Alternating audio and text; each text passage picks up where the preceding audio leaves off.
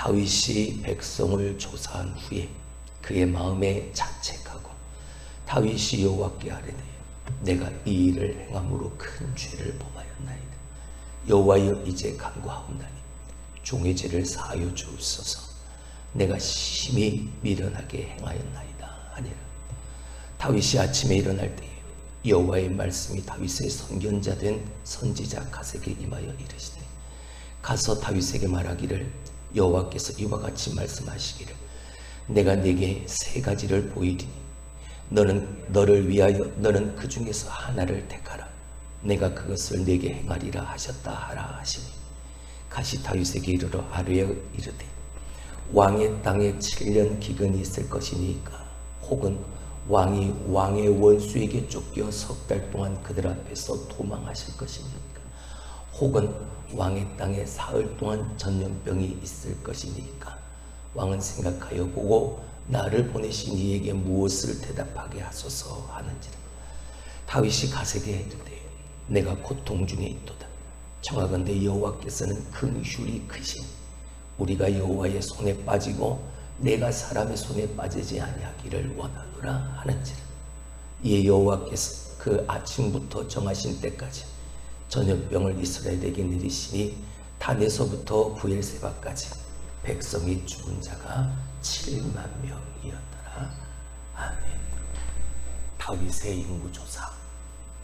무엇보다 그 의도는 세상 왕들처럼 자기가 가지고 있는 힘, 권력 가지고 군사력으로 어떻게 한번 내 나라, 내 왕국을 유지해 가볼까 하려는 그러한 마음, 그 교만함이, 하나님 없는 교만한 마음이 다윗을 그 길로 이끌어 갔지요. 물론 하나님께서 이스라엘을 다시 치시려고 다윗의 마음을 격동시켰다라는 말씀을 통해서 다윗뿐만이 아니라 이스라엘은 거룩한 공동체가 그 하나님을 잃어버린 교만한 마음투성이 그 교만함으로 서 있었던 그 모습을 하나님이 보셨기 때문이었을 겁니다.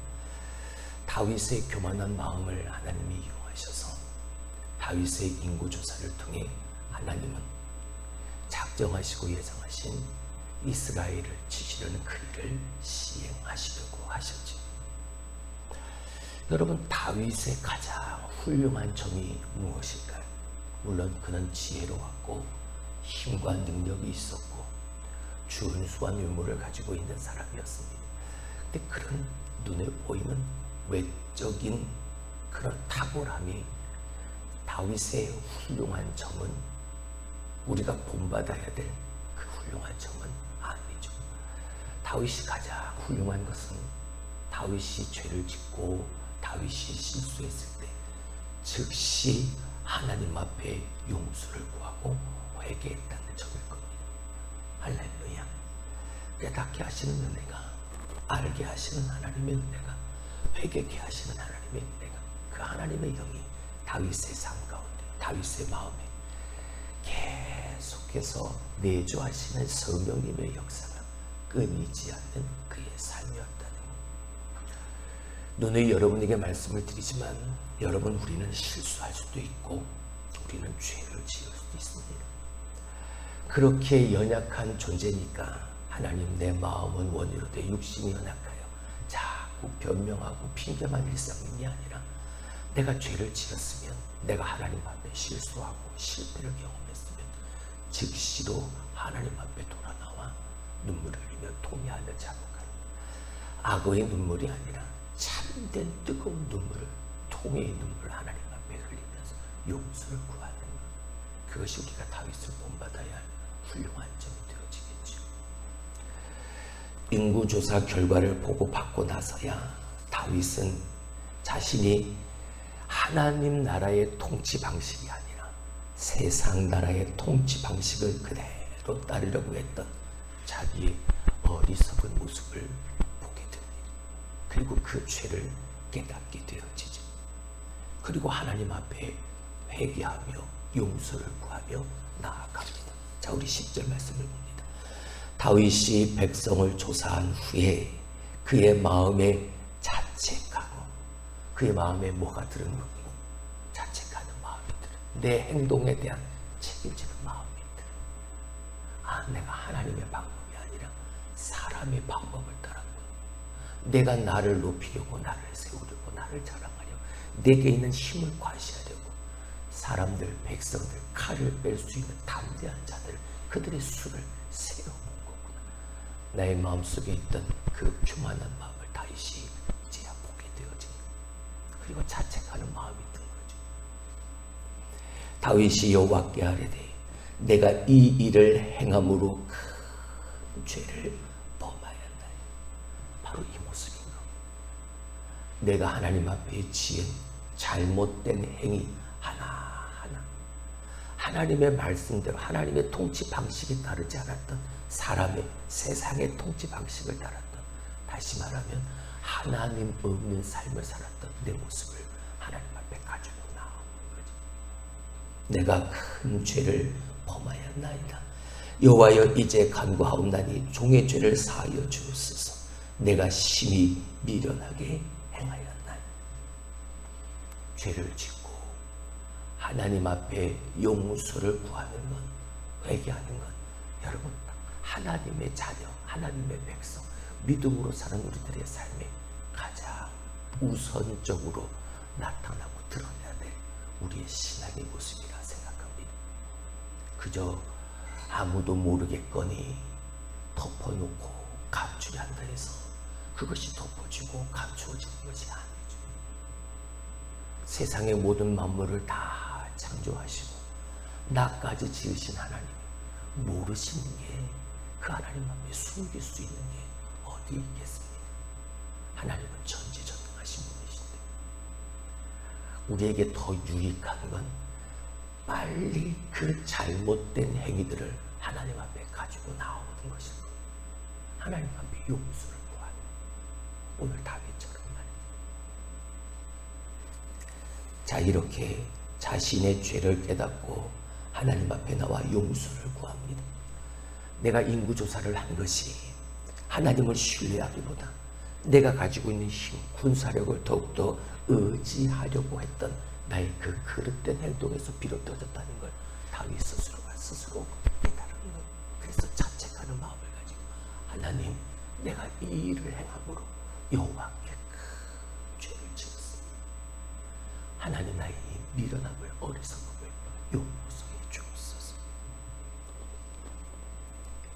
자신의 죄를 깨닫자마자 자신의 그 어리석음을 토로하며 하나님 앞에 용서를 구합니다. 자, 그때 하나님이 그의 죄를 용서해 주십니다.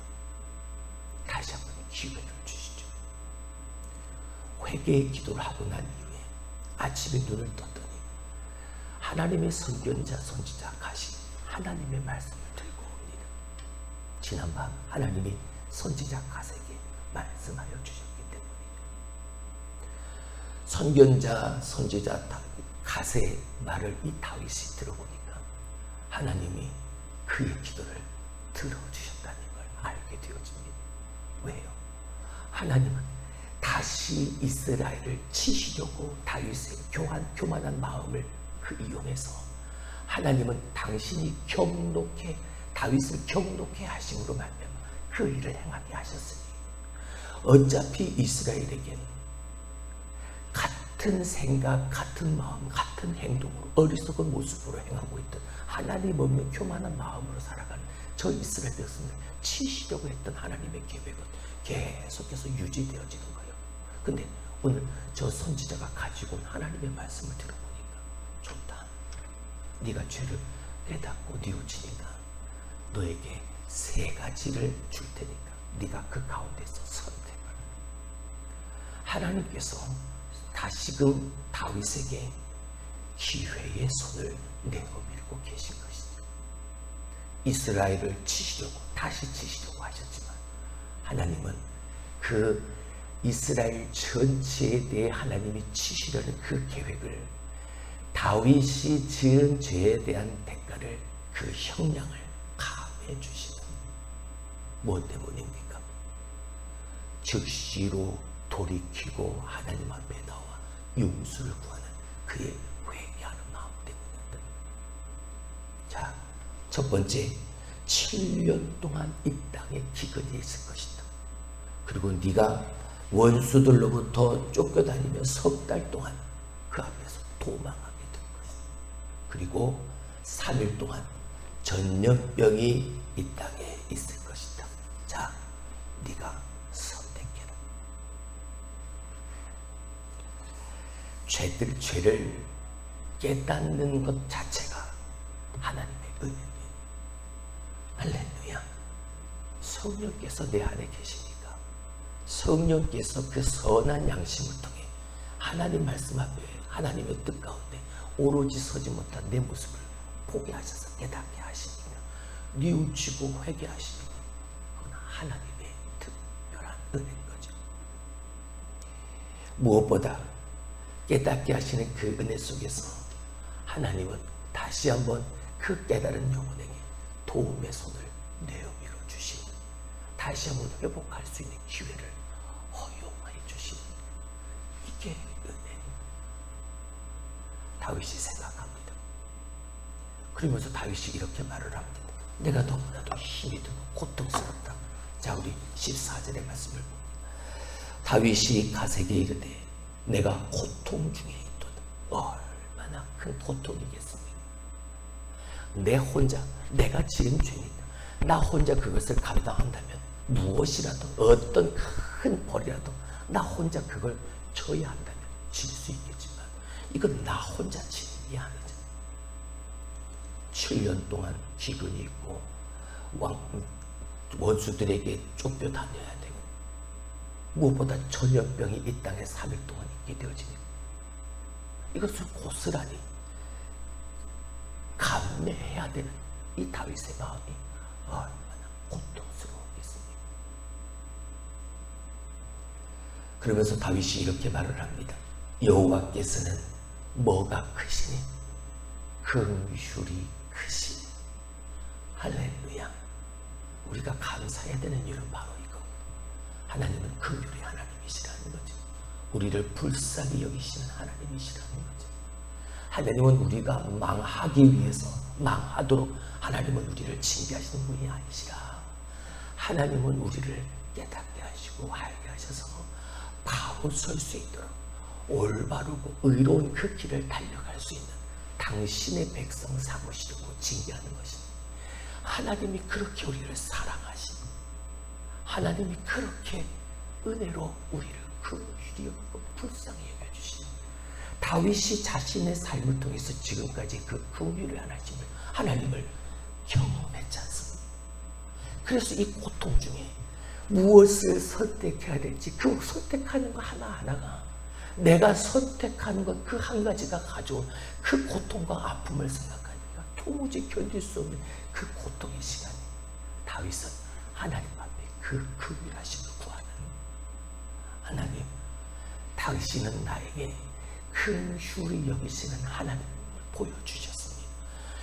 긍휼이 크신 하나님이시니까 우리가 여호와의 손에 빠지고 사람의 손에 빠지지 않게 해주옵소서. 이 세 가지의 하나님의 이 징계 중에서 모든 것을 하나님의 손에 빠진 하나님의 손에 맡기도록 사람의 손, 원수들에게 쫓겨다니는 사람의 손에 맡겨지지 아니한 하나님의 손에 맡겨진 이 나라 이 백성 우리 다 되어질 수 있도록 이렇게 애둘러서 하나님 앞에 대답을 하게 되어요. 그랬더니 하나님이 이 다윗의 고백을 들으시고 사흘 동안 3일간 이스라엘 온 땅에 전염병이 있게 하시니 다윗은 하나님의 손에 의해 임하는 전염병을 암묵적으로 선택한 거죠. 왕이 인구조사를 실시했던 이유는 분명했습니다. 자신의 나라를 부국강병으로 만들기 위해서인 거죠. 강한 나라로 만들기 위한 다윗의 교만스러운 모습이었던 하지만 다윗은 이 일을 계기로 이스라엘이 사람의 능력, 사람의 힘, 사람의 방식으로 다스리는 나라가 아님을 더 절실하게 깨닫게 되는 거예요. 그래서 이 일을 통해서 지금 인구 조사를 하고 그 일을 통해서 하나님 앞에 용서를 구하고 하나님이 주신 이 징계의 모습을 통해서 다윗은 그것을 다시 한번 깨달은 거죠. 사람의 손에 의해 움직이는 나라가 아니라 하나님의 손에 의해 움직이는 나라, 하나님의 손에 빠져 있는 나라, 다시 그것을 회복하고 싶었던 것. 그래서 그 마음을 하나님 앞에 고백한 거예요. 하나님의 손에 빠지고 사람의 손에 빠지지 않도록.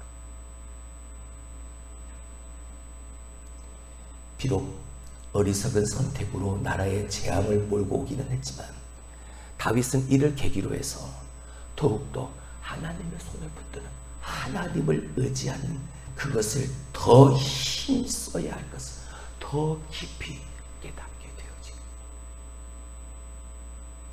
우리가 감사한 건 때로는 내가 하나님 앞에 지은 죄로 말미암아 내가 징계를 당한다 할지라도 그것이 하나님의 사랑의 손길이다, 하나님의 은혜의 방편이다, 하나님의 나를 긍휼히 여기셔서 나를 완전히 제하여 버릴 수도 있지만 하나님이 다시 사랑의 손으로, 도움의 손, 기회의 손을 내밀어 주셔서 내가 다시 회복할 수 있도록 하나님이 베풀어 주신 하나님의 성령의 역사하심이 깨닫게 되어지면 오히려 그 모습 속에서 더욱더 하나님 앞에 굳건하게 서게 되어지니 하나님의 손에 붙들린 나라, 하나님의 손에 붙들린 백성, 하나님의 손에 붙들린 사람, 그 사람 되어짐을 내가 그렇게 살아가야 함을 더 각오하게 되어지고 더 결단하게 되어진 그것이, 그게 감사한 거죠. 할렐루야, 할렐루야. 불평할 게 아니라 오늘 우리도 과거의 잘못을 반복하지 말고 내가 걸어왔던 그 삶 가운데 그 과거의 나의 잘못된 행동들이 그 안에서 내가 다시 한번 깨달아 교훈을 얻는 것, 그리고 하나님이 기뻐하시는 백성으로 온전히 변화되어진 삶을 사는 15절 말씀을 보게 되어지니까 하나님이 그 정하실 때까지 전염병을 이스라엘에 내리셨는데 이스라엘 전체에서 백성이 죽은 자가 얼마? 7만 명. 자, 80만 명이었죠. 인구 조사를 해보니까 담대한 자들의 수가. 근데 오늘 이스라엘 백성들이 전염병으로 말미암아 죽은 자의 수가 얼마? 7만. 약 10%의 인구가 죽은 겁니다. 큰 재앙이었던 거죠. 다윗 한 사람의 교만함이 만들어낸 초래한 결과였습니다.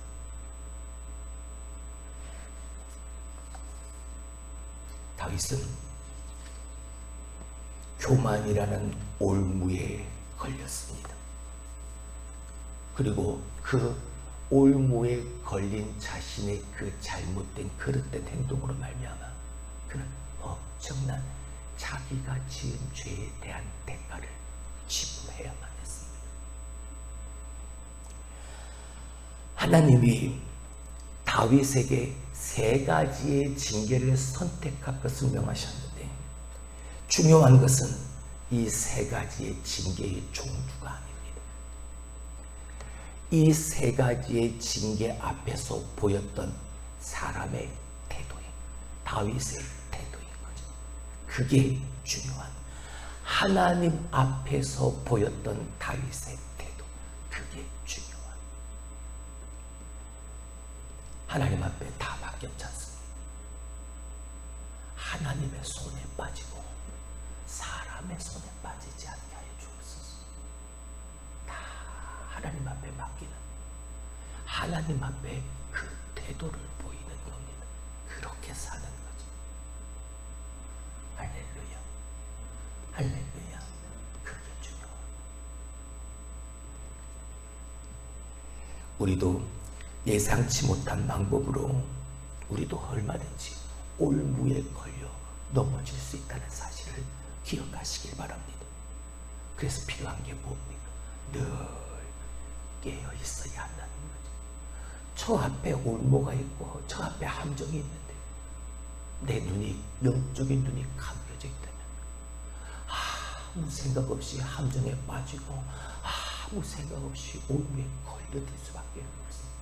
하지만 내가 깨어있다면요, 내가 분별의 영으로 가다했다. 저기 올무가 있네. 나를 유혹하는 올무가 있고 내가 빠질 수 있는 함정이 있네.